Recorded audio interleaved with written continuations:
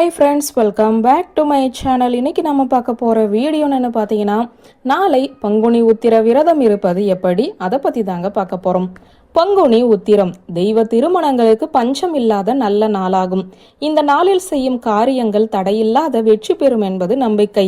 அல்ல குறையாத செல்வங்களும் நிறைவான திருமண வாழ்க்கையும் உண்டாக பங்குனி உத்திர நாளில் விரதம் இருந்து பூஜைகள் செய்து வழிபடலாம்.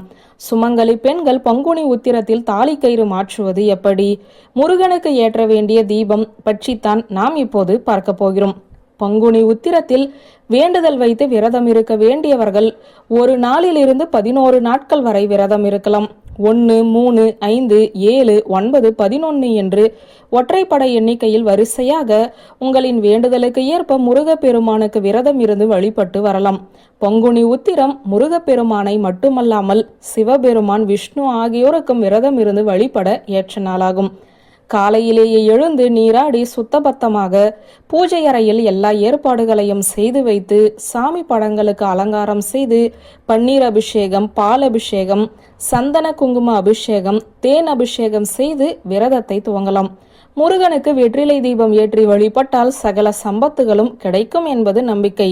புத்திர பாக்கியம் உண்டாகவும், திருமண தடைகள் அகலவும், தம்பதிகளுக்குள் இருக்கும் பிரச்சனைகள் நீங்குவதற்கும், பிரிந்தவர்கள் ஒன்று சேருவதற்கும், காதல் கைகூடி வருவதற்கும் பங்குனி உத்திர நாளில் 6 வெற்றிலைகளை வைத்து ஆறுமுகனுக்கு விளக்கேற்றி தீபம் போடலாம்.